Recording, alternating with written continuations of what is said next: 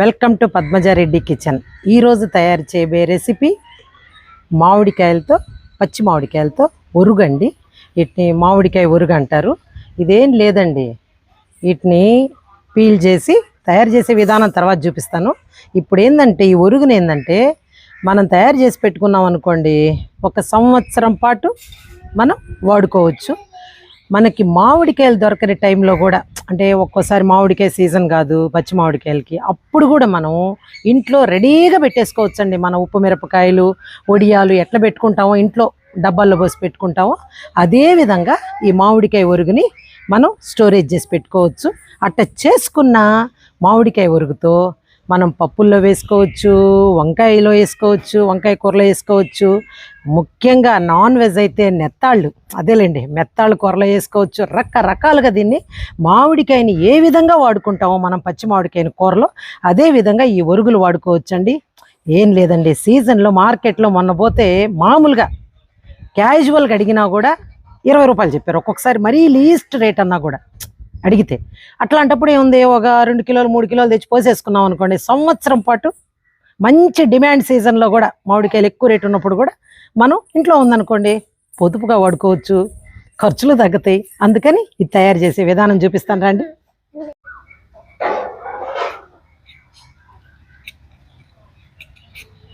ఈ విధంగా ఈ పచ్చి మామిడికాయలకి పీల్ చేసేసుకోవాలండి.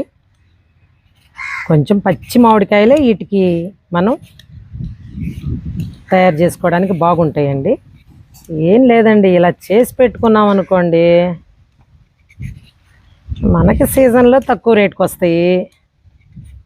మాకంటే మా చెట్టు వచ్చినాయి అనుకోండి, మామూలుగా బయట కొనుక్కునే వాళ్ళకి కూడా తక్కువ రేటుకి వస్తాయి. చేసి పెట్టుకున్నామా సంవత్సరం అంతా వాడుకోవచ్చు.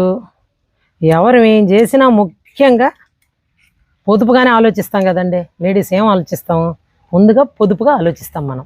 చూడండి, ఈ విధంగా పీల్ చేసేసి అలా ఈ మామిడికాయలని ఎలా పీల్ చేసేసుకున్నాం కదండి, అంటే తొక్క తీసేసుకున్నాం కదా. తొక్క తీసుకున్న తర్వాత చూడండి, కింతేనండి మామిడికాయ ముక్కల్ని మనం కూరలోకి ఎలా వేసుకుంటామో అట్ట ముక్కలుగా, చిన్న చిన్న ముక్కలుగా ఇటు చేసి పెట్టేసుకున్నామంటే మనకి ఎండలో వేసుకున్న బాగా 1-2 రోజులు ఎండిపోతాయి. ఇదే విధంగా నేను మొత్తం ఈ మామిడికాయలంతా ఈ విధంగా ముక్కలు చేసేస్తానండి. చూడండి, ఈ మామిడికాయలని మనం తొక్క తీసేసాం, అంటే పీల్ చేసేసాము. ఈ విధంగా సన్నగా పొడవుగా ముక్కలు చేసేసుకున్నాం. మనం కూరలోకి వేసుకోవడానికి ఎట్ట చేసుకుంటాం అదే విధంగా మనం ముక్కలు ఈ విధంగా కట్ చేసేసుకున్నాము. వీటిలో ఉప్పు ఏం వేయాల్సిన అవసరం లేదండి. ఈ ఒట్టి ముక్కల్నే మనం ఎండలో ఎండబెట్టుకుంటాం. ఈ ఒరుగులు అంటేను అస్సలు చాలా పని తక్కువ అండి. ఇది పని తక్కువ, మనకి ప్రాసెస్ తక్కువ కదా. మనకేందంటే నేను చెప్పాను కదా, ఎప్పుడైనా ఏం ఆలోచిస్తాము, మనం అన్నీ తినాలా, కొంచెం పొదుపుగా ఉండాలి, అంటే మనకి ఖర్చు తగ్గేటట్టు ఉండాలి. ఇట్టుగా చేసి పెట్టుకున్నామంటే సీజన్లో మామిడికాయలు తక్కువ రేటు ఉన్నప్పుడు అలాగా మనకి సంవత్సరం అంతా వాడుకోవచ్చు. మనకి పనికి పని కలిసి వస్తుంది, డబ్బుకి ఆదా అవ్వద్ది. ఏముంది, ఊరికే కొనుక్కోవాల్సిన అవసరం లేదు. మనకి ఎండిన తర్వాత జాగ్రత్తగా దాచిపెట్టుకున్నామంటే, అంటే మనకి డబ్బాల్లో కానీ పెట్టుకున్నామంటే మనకి వడియాలు, ఉప్పు మిరపకాయలు ఏ విధంగా సంవత్సరం అంతా పెట్టుకుంటామో అదే విధంగా వీటిని కూడా మనం స్టోరేజ్ చేసుకోవచ్చు. వీటిని ఒక 2 రోజులు ఎండబెడదామండి, పల్చగా పెట్టుకొని. ఎండితే బాగా వచ్చేస్తాయి ఒరుగులు. అప్పుడు మళ్ళీ మీకు చూపిస్తాను. చూడండి, మనం ఆ పచ్చి మామిడికాయ ముక్కల్ని ఎండబెట్టుకున్నాం కదండి. ఈ విధంగా బాగా గలగలగల వచ్చేటట్టు ఎండబెట్టుకోవాలండి. చూడండి ఎంత బాగా ఎండిపోయినాయో, ఇంకెక్కడ పచ్చి లేదు.